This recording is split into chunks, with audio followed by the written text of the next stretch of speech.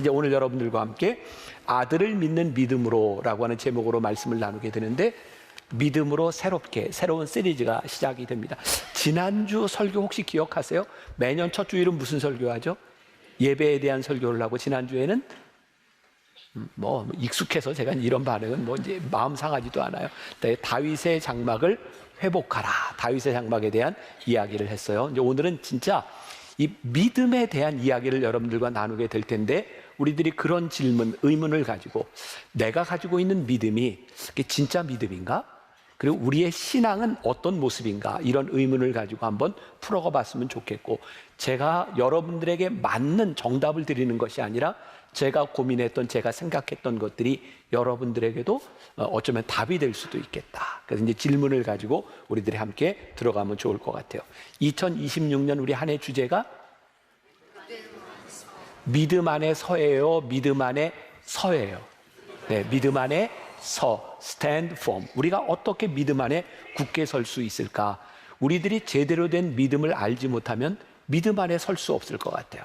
왜냐하면 제대로 된 믿음이 아닌 열심은 하나님과 멀어지게도 할 수 있다는 생각이 들어서 오늘 우리의 믿음을 또 점검합니다. 제가 여러분들에게 생각하는 이야기 하나를 이렇게 준비를 했는데, 이 이야기가 제가 보통 설교 시간에 이렇게 쓰는 그런 표현들이 아니고 조금 마음을 상하게 할 수 있는 표현도 있는데, 이걸 할까요 말까요?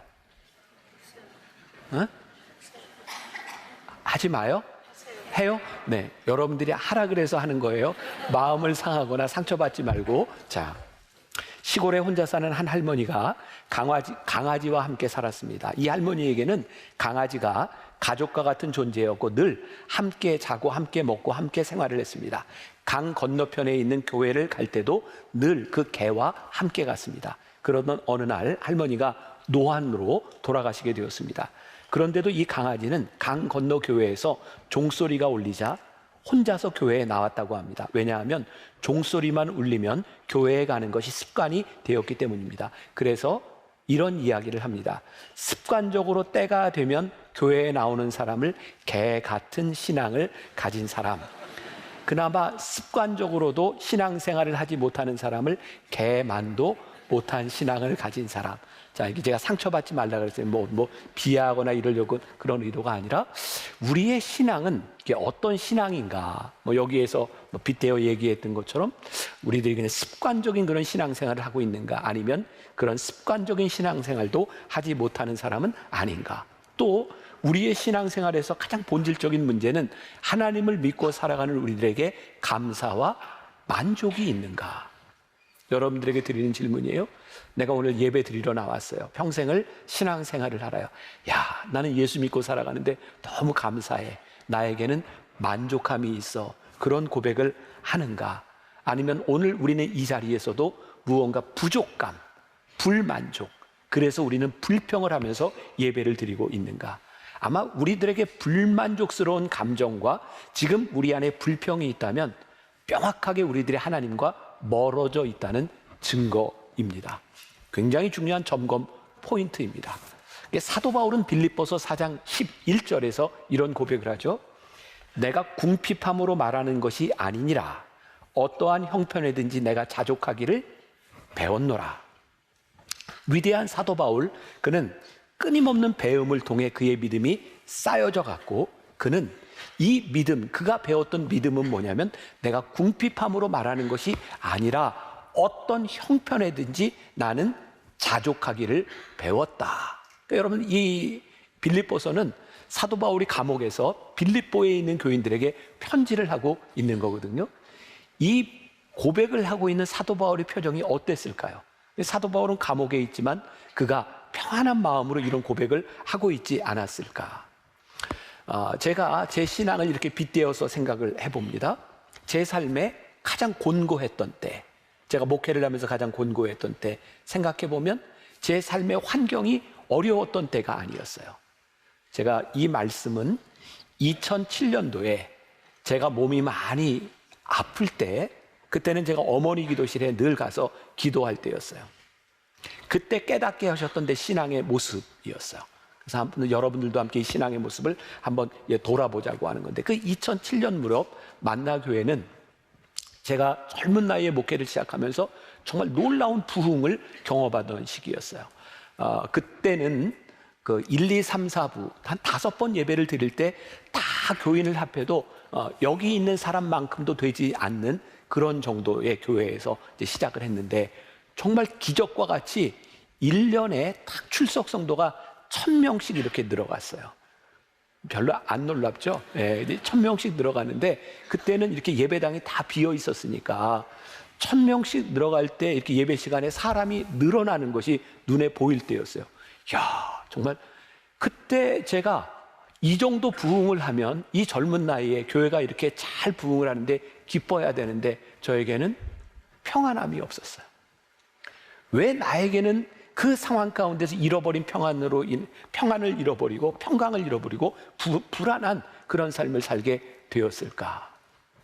제가 오늘 여러분들에게 이야기하는 것, 곤고함은 우리의 환경에서 오는 것이 아니라, 그 부흥하던 때, 그때 저를 보면 교회 부흥에는 열심히 매달렸지만 하나님과의 관계가 멀어지고 있었던 것, 그리고 그 불안함 가운데서 제가 깨달았던 신앙의 이야기들이었어요. 빌립보서 4장 12절부터 13절까지 보면 사도 바울은 또 이렇게 고백을 합니다. 나는 비천에 처할 줄도 알고 풍부에 처할 줄도 알아 모든 일 곧 배부름과 배고픔과 풍부와 궁핍에도 처할 줄 아는 일체의 비결을 배웠노라. 내게 능력 주시는 자 안에서 내가 모든 것을 할 수 있느니라. 이런 사도 바울의 모습을 한번 또 생각해보면, 나는 내게 능력 주시는 자 안에서 내가 모든 것을 할 수 있어. 이 부분을 헬라어 학자가 이렇게 번역을 했더라고요. 나는 끊임없이 내게 힘을 불어넣으시는 자 안에서 모든 것을 긍정적으로 맞이한다. 결국 우리들이 긍정적으로 맞이할 수 있는 것은 뭐예요? 하나님과 나와의 관계 속에 있는 거예요. 저는 어렸을 때 그런 기억이 있습니다. 제가 어린 시절 그 신앙생활을 할 때는 주일 저녁 예배도 있고 수요일 저녁 예배도 있고 했던 그 시절에, 초등학생 때인데도 저녁 예배에 늘 이렇게 참석을 했던 기억이 있어요. 자발적이진 않았고요. 목사님이었던 저희 아버지가 예배에 안 나오면 많이 혼내셨어요. 그래서 아무튼 저녁 예배도 가서 어른들과 함께 이렇게 예배를 드렸어요. 근데 예배를 드릴 때마다 제 그 옆에 주변에는 연세 많은 할머니들이 이렇게 찬송을 할 때면 눈물을 흘리면서 이렇게 늘어지는 이렇게 찬양을 하면서 불렀던 기억이 있어요. 그 찬양 중에 하나가, 저는 늘어지게 안 부를 거예요. 내 영혼이 은총 입어 중한 죄짐 벗고 보니 슬픔 많은 이 세상도 천국으로 와. 높은 산이 거친 들이 좁아지나 궁궐이나 내 주 예수 모신 곳이 그 어디나 하늘나라 할렐루야 찬양하세 내 모든 죄 사함받고 주 예수와 동행하리 그 어디나 하늘 주 예수와 동행하리 그 어디나 하늘나라. 주 예수와 동행하니 그 어디나 하늘나라. 결국 우리의 신앙은 하나님과 우리들 사이의 관계의 끈을 가지고 있는 이상, 우리는 우리들의 삶의 어떤 환경 가운데서도 만족감, 그것이 긍정으로 채워질 수 있는 것이구나. 다시 이야기해요. 오늘 우리들의 삶에 이 만족감, 우리들의 평강이 사라져 버렸다면 하나님과 우리들 사이의 관계를 다시 생각해 보아야 된다. 이것이 신앙이다. 사도 바울이 끝까지 붙들었던 것이 뭐냐면 바로 갈라디아서 2장 20절 오늘 본문의 말씀이에요. 오늘부터 3주 동안 똑같은 본문을 가지고 우리가 3번 말씀을 나누게 됩니다. 내가 그리스도와 함께 잠깐만, 오늘은요 제가 막 찬양하고 부흥회처럼 할 거예요. 그리고 찬양도 막 따라 부르고 싶으면 막 따라 불러도 돼요. 그리고 갈라디아서 2장 20절은 우리가 외우라 그러면 잘 안 외워질 텐데 이 찬양을 통해서 3주 동안 완전히 외우게 될 거예요. 내가 그리스도와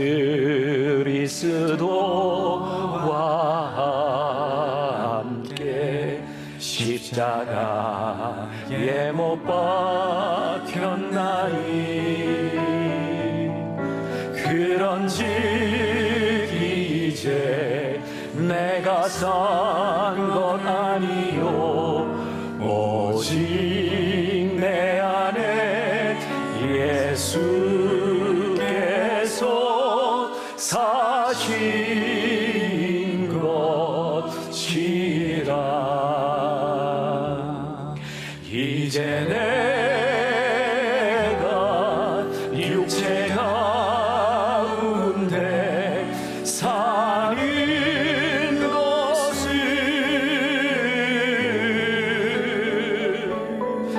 나를 사랑하사 자기 몸 버리신 예수 위에 살 것이라.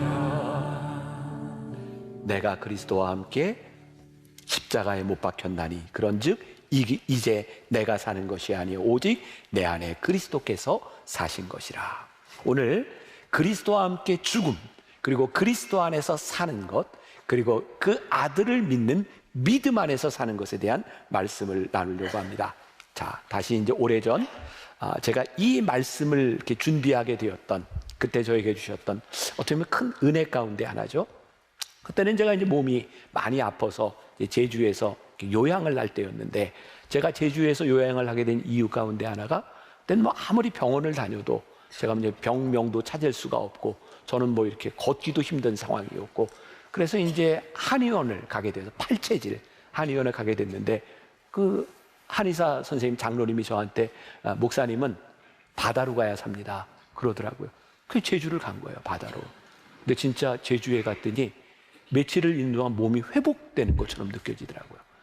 그래서 비행기를 타고 김포공항에 딱 내리면 아파요. 또 아파. 정말 이게 놀라운 일이에요. 제주로 가야 되겠다. 그래서 그때 이제 설교도 하지 못하고 제주에 가서 이렇게 요양할 때였습니다.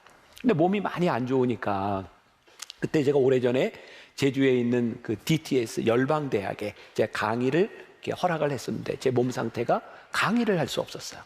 그래서 제가 혹시라도 내가 의자에 앉아서라도 내가 며칠 할 수 있으면 하겠는데 내 상태가 그렇게 좋지 않습니다.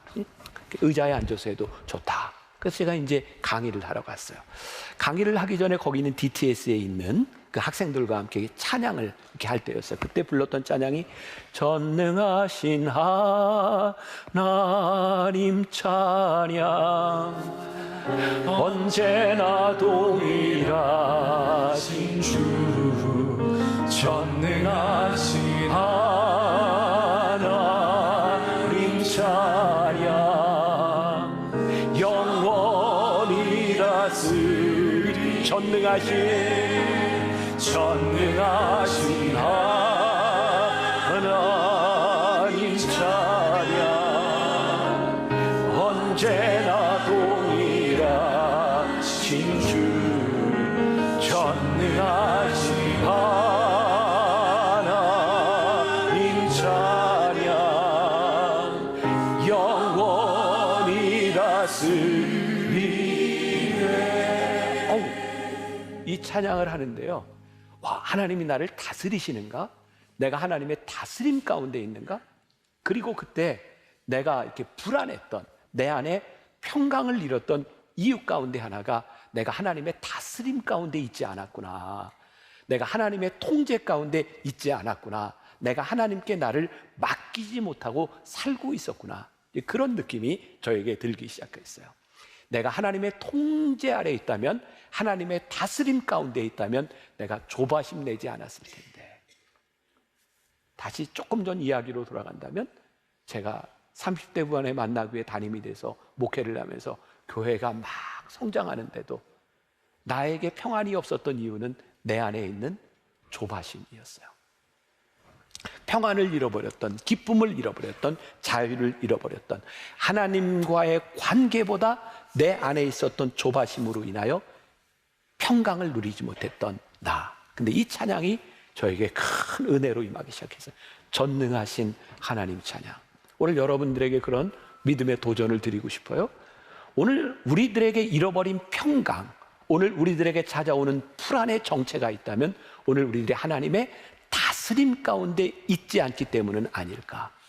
제가 말씀을 준비하다가 이렇게 한자로 스라라는 말이죠. 스라에 있다 이런 말 하잖아요. 그 스라라는 말이 무릎 아래에 있다는 말이잖아요. 부모의 스라 뭐 이런 말 쓰잖아요. 그게 뭐예요?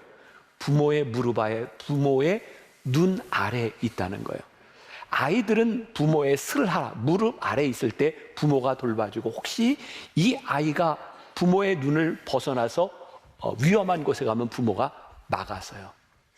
저희는 그런 이미지가 생겨요. 하나님, 전능하신 하나님 아래, 전능하신 하나님의 슬하에 있다고 하는 것은 하나님의 통제 가운데 있다고 하는 거, 우리들이 안전함 가운데 있다는 거예요. 이 안전함을 벗어나면 하나님께서 때때로 우리들을 이렇게 통제하시는데, 그것이 우리들에게 불안함을 가져다 주는 것이 아니라 하나님의 통제 아래에 있기 때문에 우리들이 마음 놓고 이 안에서 자유를 누릴 수 있는 것. 왜? 하나님이 통제하시니까. 우리는 누군가의 통제 아래에 있다고 하는 것을 자유를 빼앗겼다고 생각하는데, 하나님의 통제 아래에 있다고 하는 것은 우리가 무엇을 해도 하나님의 슬하에 있다고 하는 것을 의미하는 것. 그래서 신앙이란, 제가 이렇게 정의를 내려봐요. 안달하거나 만족이 채워지지 않기 때문에 불안해하는 것이 아니다. 오늘도 그분이 살아서 나의 삶을 통해 역사하고 계심을 믿는다면 어떤 환경 속에서도 만족과 감사할 수 있는 것이다. 끊임없이 힘을 불어 넣어주시는 그분을 믿을 때.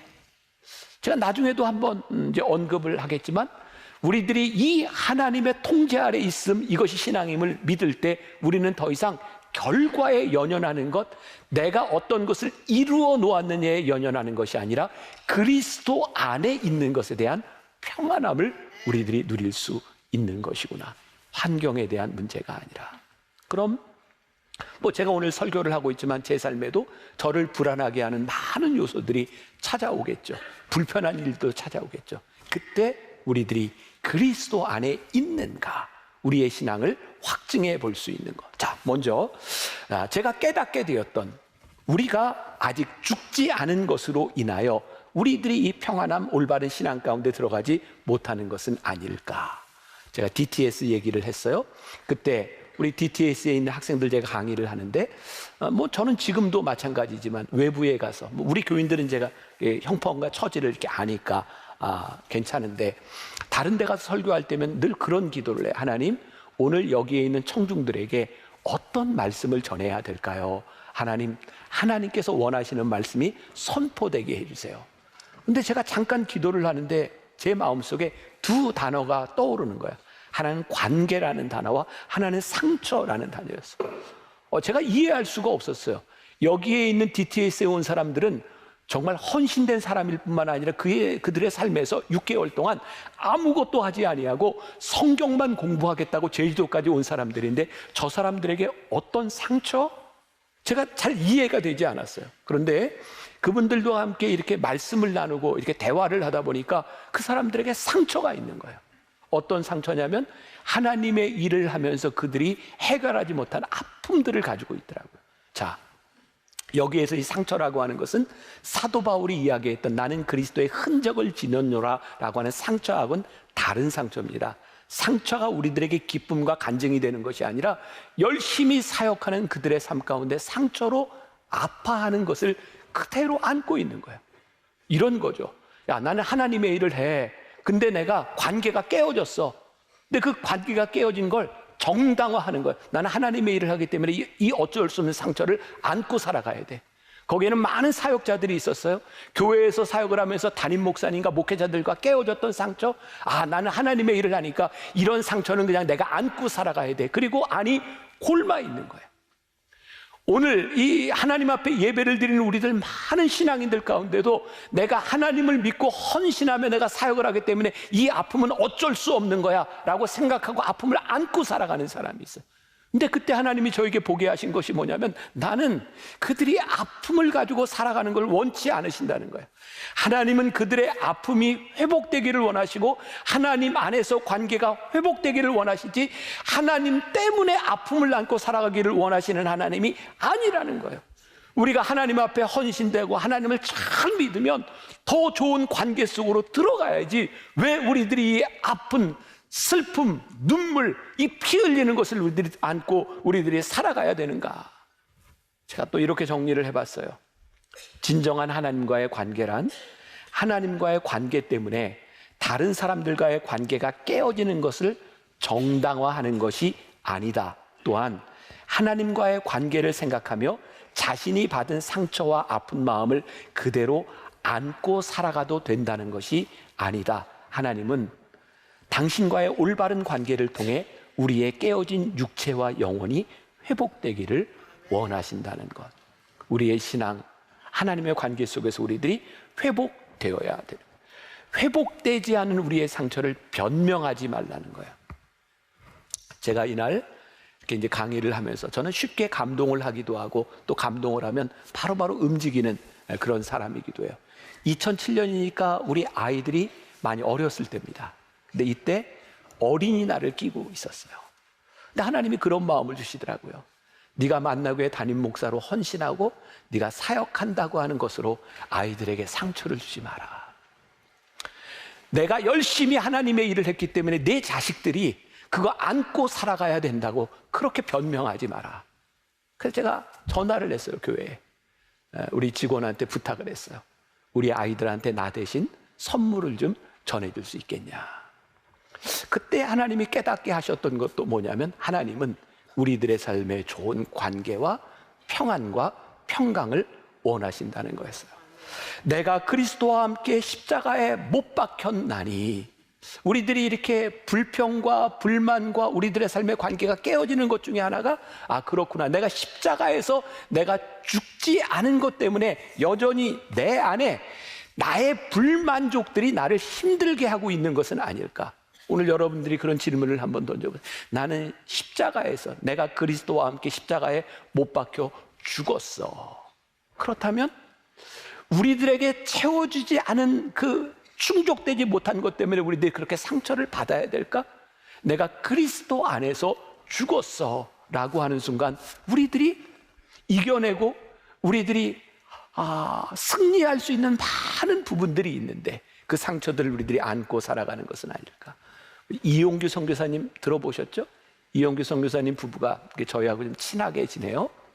만나서 이렇게 식사도 하고 만나면 이야기도 많이 하고 하는데, 한 번은 그런 이야기를 하더라고요. 그 사모님이 그 유명한 선교사의 아내로 살아가는데도 어느 날 우울증이 찾아왔고 그것 때문에 굉장히 힘든 시간을 지나갈 때였답니다. 한 번은 선교지에 와서 어떤 목사님이 설교를 하는데 이런 질문을 하더래요. 여러분들도 한번 대답해 보세요. 지렁이가 밟으면 왜 꿈틀하는지 아세요? 지렁이가 밟으면 꿈틀하는 이유가 안 죽어서 꿈틀거린대요. 죽은 지렁이는 절대로 꿈틀하지 않는답니다. 되게 징그러운 얘기일 수도 있는데, 우리가 그리스도 안에서 십자가에 못 박혔나니, 그러면 우리들이 웬만한 것 가지고는 우리들이 꿈틀하거나 웬만한 것 가지고 우리들의 성질이 나타나지 않을 것 같아요. 여전히 우리들의 삶에 문제가 되는 것은 내가 십자가 아래서 내가 못 박지 못한 내가 만족하지 못하기 때문에 내가 힘들고, 나의 만족을 위해서 내가 노력하고 나의 만족을 위해서 헌신하며 나의 만족을 채우려고 하고 나의 만족을 위해 사람들의 인정을 받으려고 하니까 우리의 상처들이 그대로 우리 가운데 남아있는 것은 아닐까. 채워지지 않는 기대에 대한 상처들을 헌신이라는 이름으로 감추려고 하고, 나에게 채워지지 않는 만족을 헌신이라는 이름으로 상처를 안고 살아가는 것을 하나님이 기뻐하시지 않는다. 그러면 내가 그리스도 안에서 죽었다고 생각을 하고 십자가에 못 박혔다고 생각하고 있는데도 나에게 여전히 이런 문제가 있다면, 두 번째로 내가 그리스도 안에서 내가 살고 있는가를 한번 생각해 보라. 내가 그리스도 안에 정욕을 못 박았어. 나 여기 죽었어. 그런데도 우리들에게 계속해서 이런 문제가 있는 것, 내가 죽었으나 그리스도 안에서 살고 있는지를 생각해 보아라. 여러분, 불의 전차라고 하는 영화 책을 보신 적 있으실까요? 제가 설교 시간에도 몇 번 이야기한 적이 있어요. 에릭 리들이라고 하는 영국의 파리 올림픽에 아주 유명한 100m 금메달 후보로 참석했던 사람. 그는 정말 신앙이 좋은 사람이었고, 그는 이제 선교사 지망생이었어요. 에릭 리들은 늘 어떤 생각을 가지고 있었냐면, 나는 주일에는 뛰지 않는다. 그는 주일을 지키려고 하는 사람이었고, 문제는 파리 올림픽의 100m 예선이 주일날 열렸어요. 에릭 리들은 그 경기에 참여하지 않았고, 그게 논쟁이 되었습니다. 이게 맞는 일인가? 유력한 금메달 후보인데 주일을 지키는 것 때문에 경기를 안 하다니, 영국에서 막 논쟁이 일어났던 일이 있어요. 그런데 이 에릭 리들과 함께 그 라이벌로 참여했던 선수 중에 하나가 에이브러함스라고 하는 사람이 있어요. 그는 늘 이런 이야기를 했답니다. 내 가치를 증명할 시간은 이 10초에 달려 있어. 반면에 리들은 이렇게 얘기를 했대요. 하나님이 나를 빠르게 만드셨어. 나는 내가 달릴 때마다 그분이 기뻐하시는 것이 느껴져. 요 이야기를 보면서 유명한 팀 켈러 목사님은 이런 얘기를 합니다. 리들은 뛸 때도 쉬는 기분이었지만 에이브러함스는 쉴 때도 힘들어했습니다. 이유가 무엇입니까? 바로 자신의 가치를 증명하는 일에는 영원히 쉼이 없기 때문입니다. 복음은 우리가 하나님 안에서 가치가 이미 증명된 자들이라고 말합니다. 하나님이 그 주권을 나를 가치 있는 자녀다, 그렇게 말씀해 주셨습니다. 그리스도 안에서 산다고 하는 것이 무엇일까요? 그리스도 안에서 산다고 하는 것은 우리들의 삶의 어떤 결과, 우리들이 예측하고 있던 어떤 것에 우리들이 매달리고 있는 것이 아니라 그리스도와 함께 살아가는 것이 우리들의 가치임을 아는 거예요. 제가 왜 곤고했을까 생각해 보니까, 저는 분명히 은혜도 받고 목회한다고 생각했던 사람인데, 제가 그리스도와 함께 사는 것보다 내 가치를 어떻게 증명할까 때문에 내 안에 평안을 잃어버렸던 것 같아요. 순간순간 제 안에 찾아오는 거죠. 내가 하나님의 일을 한다고 하면서도 나는 늘 내 가치를 증명하려고 노력하고 있구나. 어떤 면에서 보면 내가 여기에 안달을 하고 있구나. 하나님이 여러분들을 부르셔서 십자가의 죽음과 그리스도 안에서 살게 하셨는데, 우리가 오늘 또 나의 가치를 증명하려고 불안하게 평강을 잃고 살아가는 것이 아니라 내가 그리스도 안에서 살고 있다고 하는 믿음이 우리들에게 확실할 때, 우리는 이 믿음 안에서 평강의 삶을 살아가게 돼요. 우리의 판단에 의지하고 우리의 결과에 의존하는 것이 아니라 하나님이 우리를 이끄신 가운데 그리스도 안에서 살아가는 것. 여러분들에게 또 그런 도전을 드리고 싶어요. 2026년을 살아가는 우리들의 삶에 믿음으로 새롭게 믿음 안에 서라고 하는 이 믿음이 어디에 기초하고 있는가? 이용규 선교사의 더 내려놓음이라는 책에 이런 구절이 있어요. 대부분 아직 미혼인 사람은 기도할 때 주여 모든 것을 주 뜻대로 이루어 주소서라고 기도하지만 속으로는 결혼만은 내 뜻대로 하게 해주세요 라고 생각하는 경우가 많다. 헌신을 다짐하는 기도를 할 때 주여 이 몸을 주님께 바칩니다 라고 말하지만 속으로 그래도 이거는 안 돼요 하는 게 있다. 하나님, 적어도 이 부분만큼은 건드리지 말아주세요 라고 바란다. 설교를 들을 때도 자신이 허용하기 어려운 내용이 나오면 움츠려 든다. 하나님, 여긴 제 영역이에요? 안 도와주셔도 돼요? 방해만 하지 마세요. 나 혼자서도 잘할 수 있어요? 하나님, 이건 하나님과 타협이 안 돼요. 나는 내 길을 가렵니다. 십자가에 죽었는데 우리는 그리스도와 함께 살지 않아요. 저는 신앙이 결코 쉽다고 생각하지 않습니다. 그런데 이 어려운 신앙 가운데 우리들이 들어가야 하나님이 우리들에게 주시는 평안을 경험합니다. 성경에 나오는 사사기, 성경에 나오는 많은 사람들의 이야기를 보세요. 자신의 소견에 옳은 대로 행했던 것이 그들의 삶에 고난을 가져와요. 내 소견에 옳은 대로 살아가는 것이 아니라 예수 안에서 살아가는 삶이 우리들에게, 예수 안에서 믿음의 삶을 살아가기 시작할 때 하나님이 우리들에게 주시는 평안함, 하나님의 관계 속에서 올바른 삶의 행위들이 나오기 시작해요. 오늘 우리의 삶의 실패의 원인들이 어디 있는가? 그런데 내가 십자가에 분명히 못 박혔어. 근데 이것만 가지고도 안 돼. 내가 그리스도와 함께 살아. 근데 이것으로 우리의 신앙의 문제가 다 해결되는가? 그렇지 않아요. 우리는 또 넘어지고, 우리는 또 실패하고, 내가 믿음으로 살아가려고 하지만 하나님을 실망시키신 일들로 인하여 우리의 마음이 불안할 때가 많이 있어요. 언제 여러분들이 제일 불안해요? 여러분들의 마음이? 내가 하나님의 뜻대로 살아가고 있지 않다는 것을 내가 알 때 얼마나 불안해요. 근데 우리들의 삶에 이런 일들이 계속해서 반복되는 거예요. 근데 오늘 이 갈라디아서 2장 20절 가운데 우리들에게 주시는 놀라운 말씀이 있는데, 마지막 절에 있는 아들을 믿는 믿음 안에서 사는 것이다. 죽음도 힘들고 사는 것도 쉽지 않은데 이 모든 것을 우리로 하여금 승리로 이끄는 것이 있는데, 그게 뭐냐면 아들을 믿는 믿음 안에서 사는 것이다. 제가 오늘 믿음에 대해서 이런 정의를 내리고 싶어요. 실패자인 우리가 용서하시는 하나님의 은혜를 또 생각하고 감사하고 살아가는 것. 저는 우리의 믿음이 절대로 실패하지 않으리라고 생각하지 않습니다. 왜? 여러분들이 저보다 별로 나을 것 같지는 않은데 저도 늘 넘어지고 스스로 실족하고 스스로 아파할 때가 많이 있거든요. 그런데 이 실패와 하나님의 용서가 필요한 순간에 하나님은 그 아들을 믿는 믿음 안에서 우리를 붙들어 주시겠다고 말씀하세요. 아들을 믿는 믿음 안에서 내가 용서받을 수 있다는 것을 다시 한번 확증하게 되고, 그 아들을 믿는 믿음 안에서 그 믿음이 다시 필요한 존재임을 우리들이 깨닫게 될 때 우리들이 하나님 앞에 다시 일어설 수 있는 거예요. 믿음은 쓰러지지 않는 게 아니에요. 믿음은 다시 일어서는 거예요. 신앙은 우리들의 삶에 아무 문제가 없는 것이 아니라 그 아들을 믿는 믿음 안에서 다시 일어서는 게 우리 신앙이에요. 전 지금까지 이렇게 살아오면서 제 삶에서 제일 감사한 때가 언제냐면 늘 그랬던 것 같아요. 제 아들과 딸, 이제 손녀딸도 생겼는데 기도해 주세요. 이런 말을 들을 때 너무 좋아요. 아, 너희에게 힘이 필요하구나. 너희들에게 기도가 필요하구나.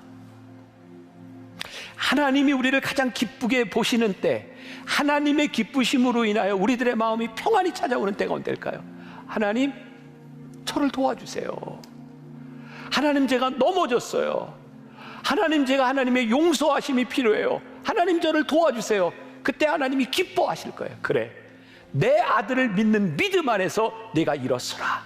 그리고 그 믿음을 붙들고 일어설 때에 우리들에게 주시는 평안함, 우리들에게 주시는 부요함, 실패의 경험, 좌절의 고통 속에서도 그것이 실패한 것이 아니라 다시 믿음으로 일어설 수 있는 것. 우리의 믿음으로 새롭게, 우리의 능력이 아니에요. 뭐로? 그 아들을 믿는 믿음 안에서. 우리 예수의 이름으로 우리 찬양을 부를 때에, 지난주에 제가 말씀 나누면서 우리 다윗의 이야기하면서 미갈 얘기하면서 그랬죠. 미갈이 다윗의 감격을 천박하다고 생각할 때 그 감격을 이해하지 못하는 미갈을 하나님이 저주하셨다. 이 찬양할 때에 예수의 이름으로 일어날 때 여러분들 속에 있는 우울함과 여러분들 속에 있는 죄책감과 여러분들 속에 잃어버렸던 그 평안함, 불안함이 예수의 이름으로 사라지게 하여 주옵소서. 믿음으로 고백하고 선포하고 기도하세요. 하나님, 제가 진짜 제 마음이 어떻게 해야 될지 모르겠어요. 너무 힘들어요. 근데 오늘 우리들에게, 그래, 네가 예수의 이름으로 내 아들을 믿는 믿음 안에서 일어서기를 원하는구나. 하나님 도와주세요. 하나님의 기뻐하심이 우리들에게 뭐가 되리라? 평안이 되리라. 우리 믿음으로 찬양하고 우리 믿음으로 기도합시다. 예수의 이름으로.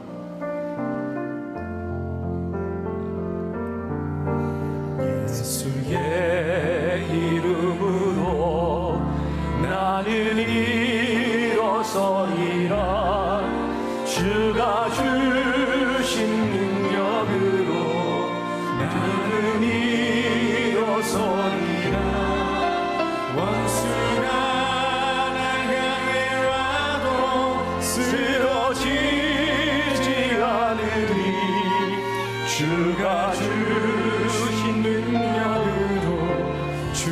주가 주신 능력으로 주가 주신 능력으로 일어서리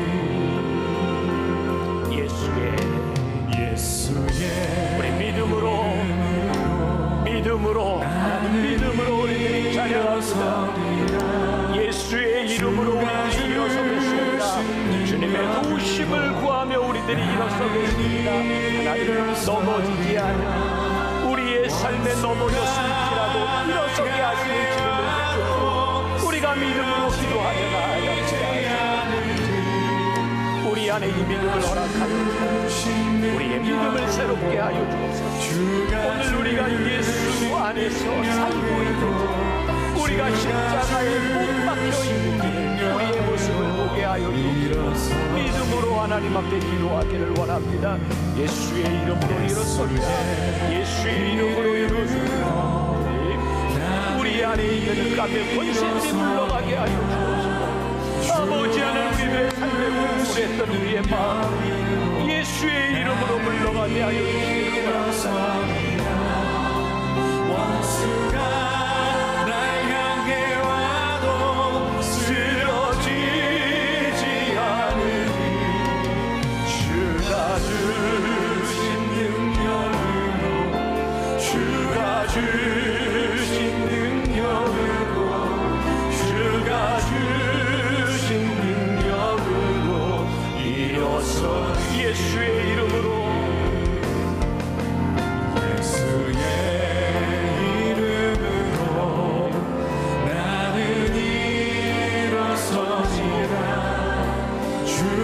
하나님 앞에 전심으로 기도하며 나아갑니다.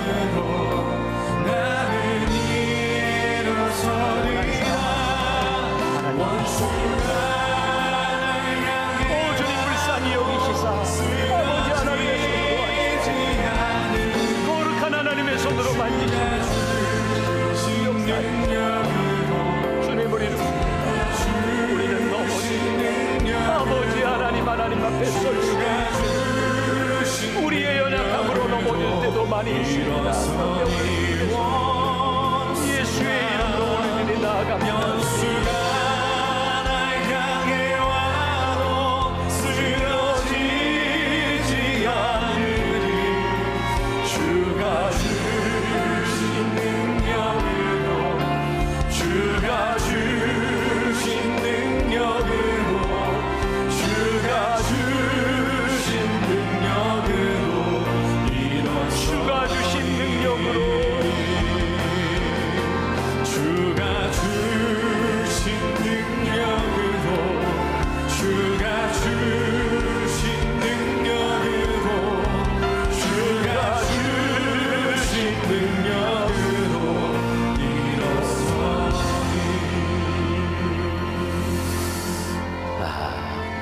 우리가 평생 신앙생활을 하며 믿음으로 살아간다고 하는데 왜 우리의 상처가 사라지지 않을까요? 하나님을 믿는 우리들에게 왜 깨어진 이 상처로 인하여 늘 아파해야 된다고 생각할까요? 하나님, 오늘 우리들에게 오셔서 말씀하시는 하나님의 음성을 듣습니다. 사랑하는 딸아, 사랑하는 아들아, 나는 내가 행복했으면 좋겠어. 내 삶의 상처가 치유됐으면 좋겠어. 너를 둘러싸고 있는 어둠의 군세가 예수의 이름으로 물러가기를 원해. 너를 우울하게 하는 일들이 예수의 이름으로 물러가기를 원해. 내 삶의 상처와 내 육신의 연약함이 예수의 이름으로 치유받기를 원해. 오늘 주님의 손을 붙들고 예수의 이름으로 일어서는 성도들이 되게 하여 주옵소서. 예수 안에서 십자가에 못 박힌 우리가 그 아들을 믿는 믿음 안에서 새로워지게 하여 주옵소서. 오늘도 하나님 앞에 나오며 빈손으로 나온 것이 아니라 감사의 고백으로 나온 손길들을 하나님 기억하시고 그 손길들이 주 안에서 복되게 하시고 이 세상 살아가며 물질로 인하여 어려움 당하지 않도록 하나님 그 손을 도우시고 축복하여 주옵소서. 지금은 우리 주 예수 그리스도의 은혜와 하나님 아버지의 무한하신 사랑과 성령의 인도하심이 예수의 이름으로 일어나 그 아들을 믿는 믿음 안에서 담대히 세상으로 나가는 당신의 사랑하는 모든 백성들 위해 지금부터 영원까지 함께 하시기를 간절히 축원하옵나이다. 아멘.